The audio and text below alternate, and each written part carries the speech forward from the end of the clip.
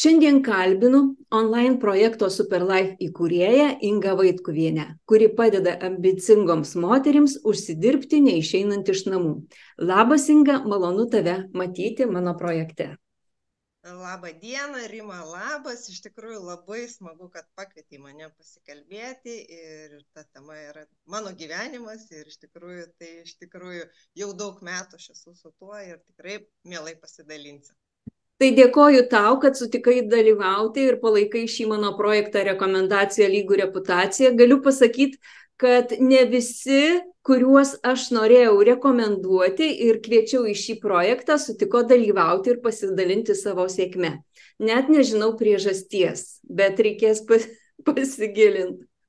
Gal iš tiesų tai yra tokia baimė, nes išeis į eterį, išeis į internetinės platybės, gal kažką netai pasakysiu ar panašiai, bet aš tai laikausi tos pozicijos, būkime savimi, nieko nenorėkim parodyti, kad esu kažkas mandriau, kiečiau ar ne, tiesiog koks esu, toks esu. Kitoks tikrai negalėsiu būti, tai tiesiog ir kalbu, ką moku. Jo, turbūt drąsos, visą laiką mums trūksta drąsos kažką tai žengti, kažką tai naują ir nepažintą erdvę. Taigi, tradiciškas klausimas, ar sąmoningai ieškojai galimybių tinklinės rinkodaros, tinklinio marketingo srityje, ar tiesiog kitos aplinkybės privertė atsidurti būtent šiame versle ir sukurti šitą verslą? Kokia tavo istorija? Mano turbūt netradicinė istorija, nes aš tikrai neieškojau nieko. Aš buvau absoliučiai, turbūt kaip didžioji dauguma žmonių prieš tinklinį marketingą, sakiau, visiška nesąmonė, čia žmonių viliojimas, verbavimas, įkyrėjimas ir panašiai. Tai mane užregistravo sesuo, aš atsimenu, dar buvau studentė, man paskambino, sako, aš tai užregistravau. Jeigu tau reikia, tai registravo, man nereikia iš tikrųjų. Ir daug metų aš iš tiesų nieko nedariau, aš buvau tas pasyvus toksai, kartais kažką ten pasiimdavau savo, bet tikrai manęs tai nedomino būtent tuo etapu. Bet po to išsirutuliavo taip, kad iš tikrųjų tai yra mano vienintelis darbas, vienintelis pajamų šaltinis, mano gyvenimo būdas ir tikrai tai yra mano gyvenimas. O kiek maždaug laiko tu tiesiog nepatikėjai ir abejojai ir kada jau tau atėjo tas, čia galimybė? Kada, po kiek metų buvimo? Iš tikrųjų, man rodos, ar 10, ar 12, aš net neatsimenu. Jo, aš baigiau mokslus, aš užsiauginau dar sūnų, kol į darželį išleisiu. Aš pradėjau dirbti pagal savo profesiją, buhalterę. Ir manęs tai visiškai, man nereikėjo, nes aš turėjau geras pajamas, aš gerai gyvenau, kažkaip nieko man netrūko, man tuo metu atrodė viskas gerai. Bet tas supratimas turbūt atėjo tada, kai aš persikrausčiau iš Klaipėdos į Vilnių. Ir aš supratau, man reikės ieškoti darbo, naujas miestas, didžiulis, kamščiai, ar aš iš tikrųjų noriu ryte labai anksti keltis, tysti tą savo vaiką į darželį miegantį, važiuoti per tos kamščius, sėdėti valandą į darbą, valandą. Ir va tada atėjo ta, palauk, kaip ten su to tinkliniu marketingu, kaip ten galima daryti, kaip ten gali pats savo organizuotis ir, kad nepriklausyti nuo nieko. Tai va tada tik atėjo, kai pasikeitė mano gyvenimo aplinkybės. Aišku, tai reiškia iš poreikio. Tam tikro poreikio. Iš tikrųjų, šiame etape buvo iš poreikio, nes aš nenorėjau taip kaip visi ir aš nebenorėjau eiti darbą kiekvieną dieną, keltis ir ta monotonija tokia, ar ne, ryte atsikėliau, išėjau į darbą, grįžau namo, ten su to vaiku šiek tiek pabuvau, tai va turbūt norėjausi jau kažkokio pokyčio ir va buvo ta vieta, kur galima pagauti tą pokytį. Aišku, puiku. Dabar pasakom, kodėl būtent švedų kompanija Oriflame. Ir kuo ji tau yra ypatinga ir dar būtų prie to pačio, kur tavo yra akcentas, ar produktui, ar verslo kūrimui. Tiesiog, nes vis tiek ir produktas, ir verslo galimybė eina kartu, bet kažkur tai darai akcentą, žodžiu, fokusą stipresnį. Tai kaip pas tave? Kadangi sesuo pirma atėjo ir užregistravo, tai aš nebeieškau kitų galimybių, nes jinai iš tiesų jau buvo padariusi karjerą, sakykime, ar ne, jau buvo sukūrusi savo struktūrą, verslą, jau gavo pinigus ir aš supratau, jeigu sesuo čia daro, tai, viskas gerai. Aš pasitikėjau iš tikrųjų ir neieškojau kažko daugiau, nes kodėl? Nes man patiko iš tikrųjų jau tada, prieš daug metų, kompanijos filosofija, tas natūralumas. Man iš tikrųjų tai oponavo ir šiai dienai tai man yra turbūt vienintelė pagrindinė priežastis, kuri laiko mane čia ir kurią aš tikrai myliu, tai yra natūralumas, tvarumas, ekologija, tai, ką mes paliksim po savęs, kad mes negadintumėm dirvožemių, vandenų, žuvų, augalų, man tai yra labai svarbu. Man tai yra vertybė ir iš tos mažos tokios natūralumo kažkokios, ar ne, gyslelis įsirutuliavo dabar tikrai į galingą kompanijos tą viziją tokią, ekologiją ir į ką kreipiu didesnį dėmesį, aišku, kad į verslą, bet kaip ir Rima sakai, ar ne, be produktų ir to verslo nepadarysi, nes, visur, kur yra produktas ir kuriamas verslas, ar tai paslauga, ar tai produktas būtų, visur jisai yra naudojamas. Tai dėl to, iš tikrųjų, į pardavimus aš tikrųjų niekada nesiorientavau, nes man neįdomu pardavimai, taip yra čia kolegos, artimesni žmonės, pažįstami kaimynai, kurie žino, kad aš to užsiimu, yra kažką pabandę, tai jie pas mane užsako, būna tikrai, bet kad tai būtų mano pagrindinė veikla, tikrai ne. Net nemėgstu pardavinėti ir man nepatinka. Man iš tikrųjų, aš gal sakau, rekomenduoti, ką aš išbandžiau, kas man patiko, kas suveikė, ką aš matau, kad kitiems žmonėms ar ne, ten padėjo kažkokias problemas išspręsti, tai iš tikrųjų, ta rekomendacija, aš mielai dalinuosi. Ir tą, ką pati naudoju mielai ir iš tikrųjų ir socialinėje erdvėje aš labai dalinuosi viskom, ką naudoju, kas patinka. Ir verslas yra pagrindinis tas dalykas, į kurį kreipiu dėmesį ir būtent komandos kūrimas, apyvartų kūrimas, tai yra pagrindinis dalykas. Aišku. Tai iš to išplaukė klausimas, dabar esi online projekto Superlife įkūrėja ir kaip tie nauji darbo metodai integruojasi į komandą, ar lengvai priima komanda naujus tuos metodus, ar reikia, kad praeitų tam tikras laikas, kol jie suvoktų, kad kaip dirbom anksčiau, jau šiandien dienai neveikia, kad reikia kažką tai keisti, jeigu nori augti būtent versle. Kaip pas tave yra su naujais metodais? Taip. Tai iš tikrųjų ilgą laiką dirbau tuo tokiu tradiciniu senų metodų, prezentacijos, pristatymai, namų, važiavimas į ten, nežinau, darželį, mokyklą, kur aš tik nebuvau, ko aš tik nedariau, šventės, pristatymai, parodos, visur iš tikrųjų. Kur kas vyko, tenai aš buvau. Tai buvo, tiesiog mano tokia veikla, aš labai aktyviai dariau iš tikrųjų, nes norėjau greito rezultato ir jisai atėjo, nes tik tai nuo aktyvių veiksmų turbūt, ar ne, mes ir turime tą rezultatą. Ir po to atėjo tas toks periodas, kai aš supratau, kad kažko lyg norėtųsi jau kitaip, mes einame jau į internetą daugiau ir greičiau galim viską padaryti ir mases didesnės apimti ir supratau, kad iš tikrųjų jau tie metodai ne tai gal kad nebeveikia, bet jau atsibodo. Jo, norisi kažko jau kitaip į tą savo verslą, nes iš tikrųjų tas stovėjimas vietoj ir darimas to paties jau nebevežu, sakykime, ar ne, iš tikrųjų jau norisi kažkokių tai pokyčių, kažkaip kitaip galbūt ieškoti. Ir pradėjau ieškoti, kaip čia galima padaryti ir mes, kada mes su sesė jo kartu tą projektą įkūrėme ir prieš 6 metus jau atidarėme būtent tą projektą, buvo labai nelengvas periodas. Oi, kiek daug visko reikėjo mums pačioms išmokti, nes iš tikrųjų, kaip dabar tą, ką darai gyvai, tu vaikščiodavai, ten susitikinėdavai, tu žmogų matai, duodi pabandyti, papasakoji, dabar tau kaip per tą online viską, ne, tai buvo tikrai toks etapas, toks tikrai daug energijos mums pareikalavo, daug pastangų, reikėjo daug išmokti pačioms, bet mums puikiai pavyko Ir dabar kaip tie žmonės ar ne perėjo, tai aš sakyčiau taip, didžioji dalis liko tokiais kaip vartotojais, gal taip sakyčiau, ar ne, komandoje.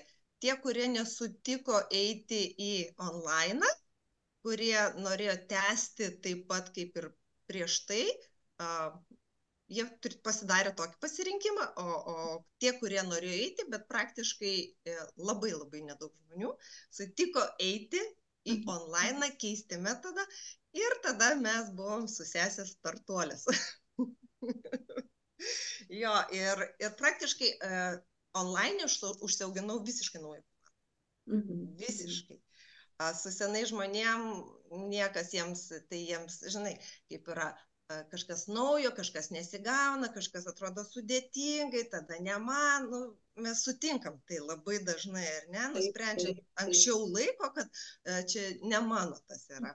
Tai vat grįžta prie tų senų, o vat su nauja sistema, su online projektu, tai visiškai nauja, didžiulė, stipri, labai greitai auganti komanda ir tikrai vat supratau, kad va čia yra jėga, čia yra iš tikrųjų klodai, kuriuos gyvai, fiziškai tu tikrai tiek nepadarysi, nepalaikysi. Ir jėgų be galo daug reikia. Taip. Online galimybė tai yra unikalus dalykas ir būtent tiems, kurie siekia tos laisvės, kada gali būti nepririštas nei prie laiko, nei prie vietos ir kai sistema dirba už tave. Tai labai... Taip. Kad sukurta sistema, taip, jėgų daug, laiko daug, mes metus, sakyčiau, taip, labai intensyviai dirbam, keitėm, ieškojom vėl prie savo komandos, prie lietuviško mentaliteto, buvo to iš tikrųjų. Bet kai sukuri tą sistemą, tai kai veikia, aišku, negali vėlgi sėdėti ant to paties, ar ne? Dabar mes vėl keičiam, dabar mes vėl ieškome, nes jau matom, kad tas jau, iš tiesų mes buvome, kaip aš sakiau, startuolės ir tikrai pastebėjau, kad net ir kitos kompanijos pradėjo daryti taip, kaip mes darom, pradėjo kopijuoti, net mūsų video pradėjo naudoti, kuriuos mes sukūrėme. Žodžiu, iš tikrųjų, bet tai yra, taip, tai yra atvira, tai kiekvienas mes renkamės taip, kaip suprantame dirbti. Kaip sako, jeigu tave kopijuoja, reiškia, tu eini teisingą kryptimą. Tai dabar norime šiek tiek dar kitoniškiau padaryti ir dabar kūrėme dar kitonišką sistemą ir jau tikiuosi labai greitai paleisti ir tada žiūrėsim rezultatai. Puiku, puiku. O dabar sakyk, kaip tu reaguoji į žmonės, kurie žiūri į tinklinį marketingą, tinklinę rinkodarą skeptiškai? Vis tiek atsiranda ir komentatorių galbūt po postais, ar šiaip, kai susiduria, tarkim, jau kviečiant į verslą, kaip į skeptikus reaguoji? Iš tikrųjų, komentarų blogų nesu gavus vienintelį per visą tą 6 metų etapą aš esu gavusi komentarą, šiaip tokių tikrai kažkokių blogų komentarų, atsiliepimų ne, bet, kaip sakai, ar ne, kai kvieti žmonės, tikrai yra labai daug skeptiškai nusiteikę, netiki, dar mano pagal tuos senus stereotipus, nėra įsigilinę, kas iš tikrųjų yra tinklinis marketingas, kad tai ne pardavimai, tai ne platinimai, tai nelindimas žmonėms į akis. Tai yra didžiulė galimybė pakeisti savo gyvenimą ir turėti gyvenime laisvę.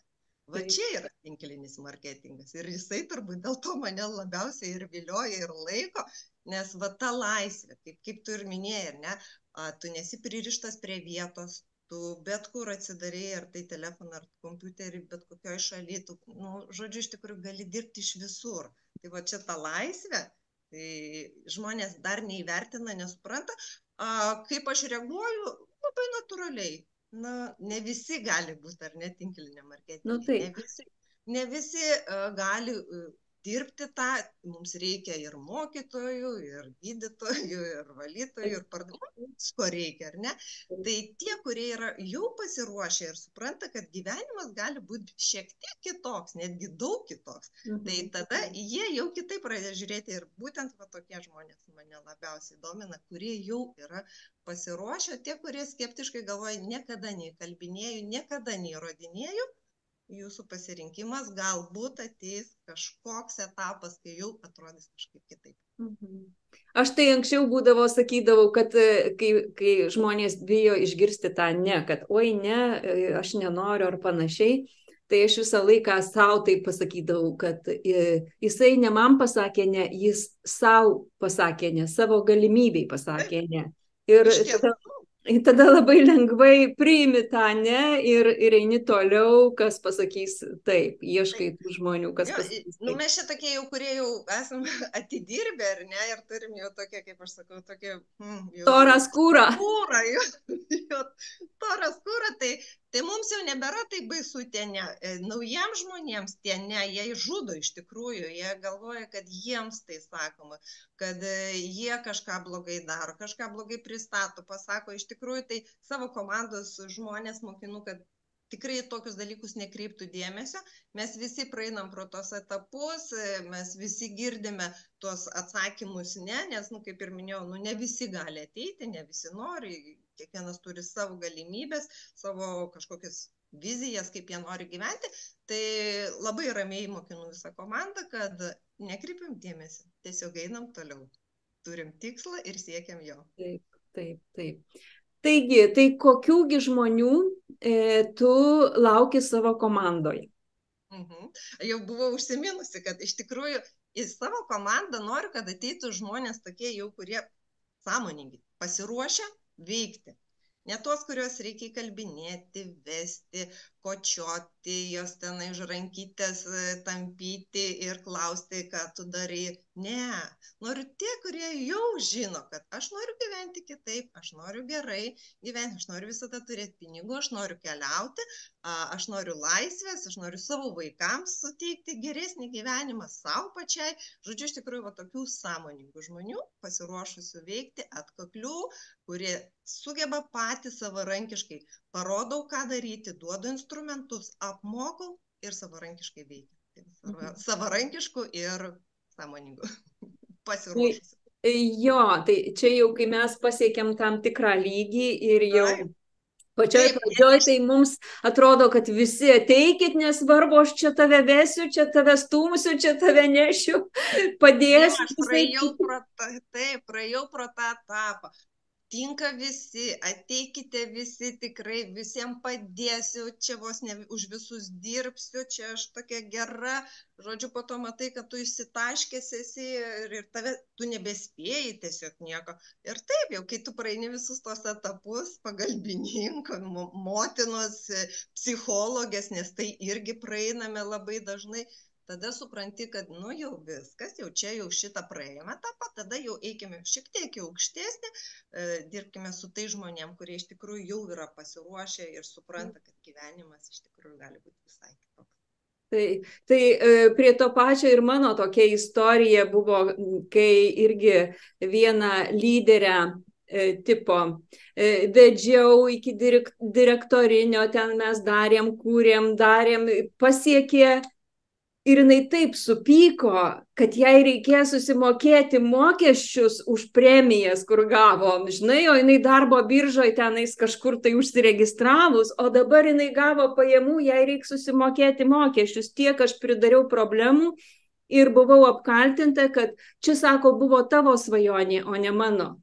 Ir jinai tiesiog išėjo ir po to įvykio aš irgi supratau, kad ne, viskas, daugiau nieko netempiu už skverno. Tegu žmogus pats nusistato savo svajonę, savo tikslus, savo siekius ir pats kryptingai eina. Aš galiu tik parodyti kelią. Taip, mes galim padėti, mes galim savo patirtim pasidalinti, mes galim vesti mokymus, ar ne, visą tą, ką mes jau turime ir žinome. Bet daryti už žmogų jokių būdų, nes, kaip ir pati sakai, ar ne, po to lieki kaltas, nes, tipo, aš uždirbau pinigų, man reikia dabar mokėti mokesčius. Ir dėl ko dar sakau, kad sąmoningumo noriu žmonių, ar ne, kurie ateina į komandą, nes tikrai yra dalis tų žmonių, jiems, tipo, reikia pinigų, bet, jo, jie, kaip ir sakai, stovi ten kokioj biržoj, bet jie jie tingi dirbti. Jie nenori dirbti, nes čia yra darbas. Tikrai verslas nesusikuria šiaip sau, nei vienas verslas nesusikuria šiaip sau. Tikrai reikia įdėti pastangų, laiko, jėgų, žinių, mokytis, tobulėti labai daug reikia. Ir kai tu pasakai, kad tau reikės susimokėti mokesčius, kalbant apie tos pačius, ai, tada man nereikia. Tai tu supranti viskas, ne tas žmogus. Tai va, tikrai atskleidėm visus. Taip, nes taip yra, nes ateina ten, sako, noriu čia dirbsiu, čia va, po to tu pradedi kalbėti, kad tu čia jau didesnės pajamas, tu turėsi susimokėti mokesčius. Oi ne, tada man netinka, tai geriau gyvensiu iš pašalpos, nuvaliok. Vėlgi, kiekvienas renkamės, ar ne, kas mums tinka, aš geriau uždirbsiu daug, susimokėsiu daug, bet turėsiu vis tiek. Taip. Tai dėkui tau už pasidalintą istoriją ir dabar kaip su tavim susisiekti, kur tave rasti. Šiaip aš nuorodas visas įkelsiu, kai bus mūsų išėję šis video, ten po video, tai bet dar pati pasakyk, kokiose platformose tu daugiau būni. Labiausiai turbūt mano mylimiausia platforma yra Instagramas. Tai man labai patinka šitą platformą, bet didesnį dėmesį susilaukiu Facebook'e. Tokia patirtis ir pas mane. Tai va, turbūt, nežinau, didžioji patirtis mūsų yra žmonių, tokia tikrai. Tai Facebook'e aš esu Inga Vaitkuvienė, Instagram'e aš esu Inga, apačioje brūkšnelis Vaitkuvienė. Aha. Aišku. Gerai, tai žodžiu bus nuorodos ir tiesiog kas norės, paklausę tavęs, kas norės susisiekti, tikrai susisieks. Aš manau, kad tikrai esi puikiai lyderė ir puikiai atstovauji būtent tinklinės rinkodaros verslą ir noriu palinkėti tau sėkmės, tavo komandai sėkmės ir sukurti unikalius tuos projektus, instrumentus, įrankius būtent komandos plėtrai, verslui. Ačiū labai, Rima, labai smagu buvo pabendrauti, pakalbėti, iš tiesų pasidalinti tą savo patirtim sukauptą ir tegul kuo daugiau žmonių ateina, tegul kuo daugiau žmonių naudojasi tom galimybėm ir džiaugiasi savo pakeistais nuostabiais gyvenimais. Nes tai tinklinis marketingas tikrai duoda. Taip, ačiū tau. Ačiū, Rimute.